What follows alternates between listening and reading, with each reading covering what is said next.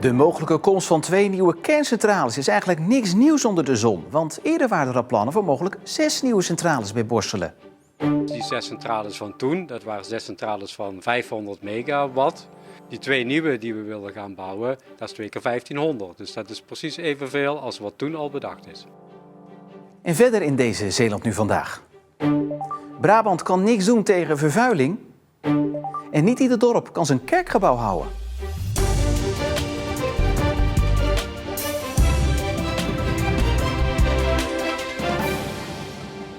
Goedenavond. Binnenkort wordt duidelijk of het kabinet 2 nieuwe kerncentrales in Zeeland wil bouwen. Dat lijkt veel, maar er waren ooit plannen om niet 1, maar 6 kerncentrales te bouwen bij Borselen. Dat blijkt uit tekeningen die in het archief zijn opgedoken. Het idee was zo ver gevorderd dat in de huidige kerncentrale nog sporen zijn te zien van die plannen. Directeur Carlo Wolters van de EPZ, de Elektriciteitsproductiemaatschappij Zuid-Nederland, dook een tijdje geleden de archieven in van de kerncentrale van de EPZ. En trof daar een heel bijzonder document aan uit 1969, in de tijden dat de eerste kerncentrale werd gebouwd. Het document is een plan om in Borselen uiteindelijk 6 kerncentrales neer te zetten, volgens de tekening. We zien hier het strand en hier bevinden zich de 6 centrales met hier in het hoekje de huidige centrale met daaraan vastgeplakt al zijn zusje. En dan een klein stukje verderop zien we centrale 3 en 4 en 5 en 6. In totaal 6 kerncentrales, dan was daar zoveel behoefte aan toen, eind jaren 60? Ja, net zoals nu zou ik overigens zeggen. Wat toen bedacht is, hoe kunnen we de industrie in Zeeland faciliteren met voldoende elektriciteit. Daar is dat plan uit voortgekomen. En dit raampje, dat is een raam in de controlekamer, dat was ooit het gat voor een tunnel van de ene centrale naar de andere centrale. Dus zover is daar toen al over nagedacht en is ook concreet geworden. Als we dan kijken naar het bredere plaatje, waar zouden dan die andere 4 centrales zijn gekomen? Dus dit is het bestaande, hier zou er eentje komen, in dit gebied en hier en dan een stukje verderop en daar. Er werd uiteindelijk in Borselen maar 1 centrale gebouwd door de hoge kosten en na protesten tegen kernenergie. Maar de tijden zijn veranderd. Ziet Wolders het er nog van komen, 6 kerncentrales? Nou, in Nederland denk ik dat die er uiteindelijk wel gaan komen. Want er is straks geen andere vorm meer van energie. Het is alleen maar elektriciteit. Maar ik denk dat voor onze locatie zou het al heel mooi zijn als we 2 centrales kunnen bijbouwen. 2 centrales met daarbij de huidige centrale in de verlenging. Dan zouden we toch al een kwart van de huidige Nederlandse elektriciteitsbehoefte kunnen voorzien. Wat gaat u met deze kaart nu doen? Nou, die kaart die hangen we op en die gebruiken we ter inspiratie. Niet dat we nou 6 centrales op deze site zouden bouwen. Ik denk dat het belangrijk is om energie te produceren daar waar je het ook nodig hebt. Dat is zeker ook het geval in het binnenland. Overigens, die 6 centrales van toen, dat waren 6 centrales van 500 megawatt. Die 2 nieuwe die we willen gaan bouwen, dat is 2 keer 1500. Dus dat is precies evenveel als wat toen al bedacht is. De provincie Noord-Brabant kan niets doen aan de PFAS-lozingen in de Westerschelde door Brabantse bedrijven. De provincie Zeeland had de buurtprovincie in een brief gevraagd de vergunningen voor deze lozingen aan te scherpen. In een reactie laat de Brabantse gedeputeerde nu weten dat dit juridisch niet kan. Jaarlijks lozen chemiebedrijf Sabiek in Bergen op Zoom en afvalverwerker ATM in Moerdijk in totaal 67 kilo PFAS op de Westerschelde via de rioolwaterzuivering bij Bad. De Oostkerk in Middelburg krijgt volgend jaar eenmalig €80.000 van de gemeente Middelburg. Eigenlijk wilde de beheerstichting van de kerk dit bedrag jaarlijks krijgen.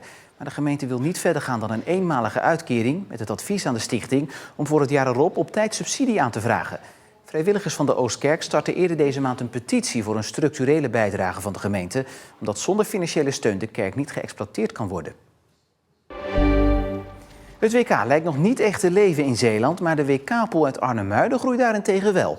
Bij het vorige EK waren er 331 deelnemers, nu doen er 425 mensen mee. En dat was niet vanzelfsprekend.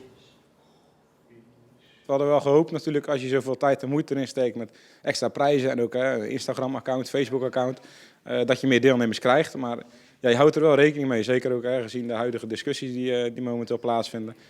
En ook al een beetje aan jezelf merk je dat je iets minder met de wedstrijd bezig bent dan voorheen. De organisatoren hebben hun handen nog vol aan het invoeren van alle formulieren. Een goed moment om te kijken hoe de deelnemers denken over de Nederlandse kansen. Ja, toch net als alle andere jaren zie je eigenlijk een hele hoopvolle voorspellingen wel. Waarbij ze inderdaad toch ook denken dat Nederland wel ver kan schoppen. Maar ook heel veel meer realistische uitslagen. Waarbij toch Brazilië en ook Argentinië met Messi wel vaak aan het langste eind trekken.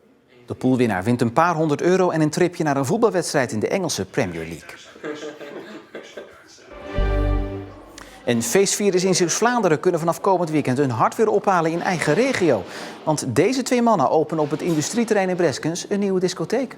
Nou ja, je moet toch een beetje kijken naar de leefbaarheid en de kansen die deze regio pakt en wel en niet heeft. Als je kijkt naar studenten, die komen terug of ze blijven in Nederland of in het buitenland, zeg maar. Ja, dit was gewoon voor ons het moment om die kans te pakken. De discotheek is de enige in de regio en er kunnen straks ruim 1200 mensen terecht. Blij mogen zijn dat we elke zaterdag tussen de 350 en 500 mensen kunnen verwachten. Maar voordat het zover is, moet er nog wel een hoop gebeuren.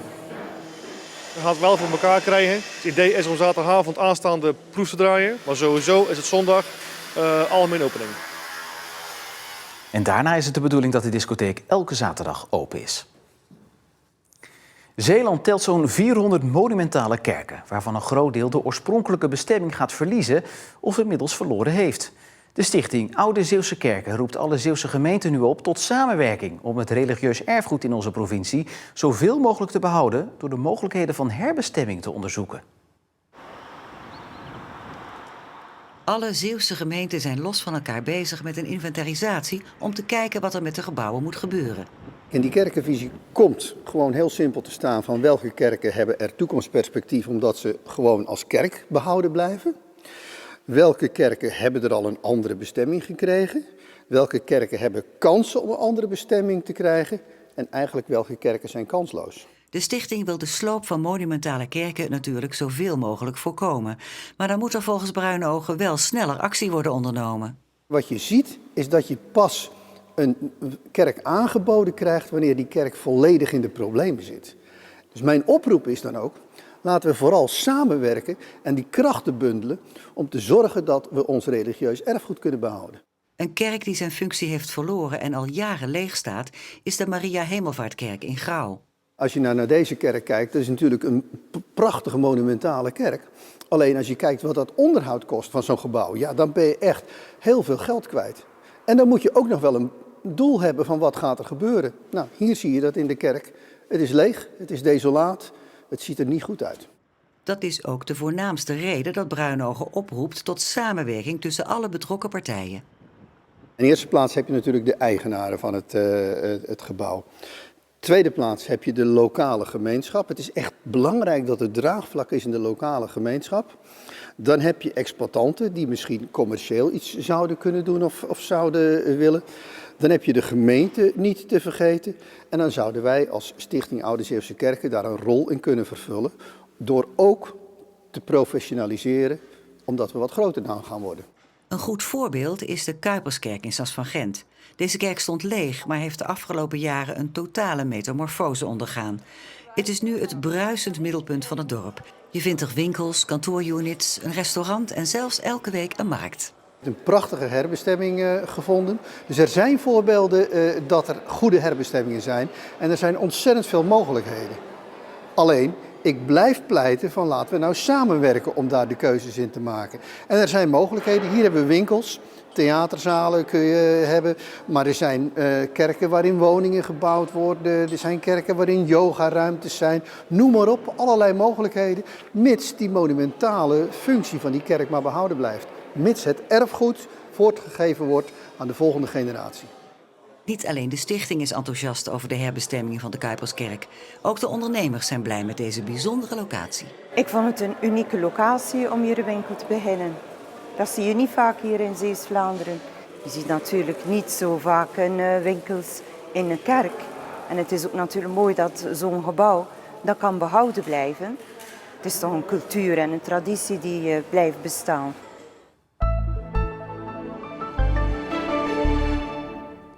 Ondanks de bewolking was het lang droog met een krachtige wind uit het zuidwesten bij maximaal 8 graden.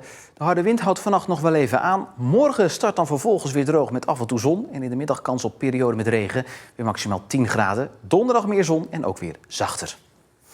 En tot zover deze Zeeland Nu van vandaag. Voor het laatste nieuws kunt u natuurlijk altijd nog terecht op onze site of in de app. En voor nu nog een hele fijne avond.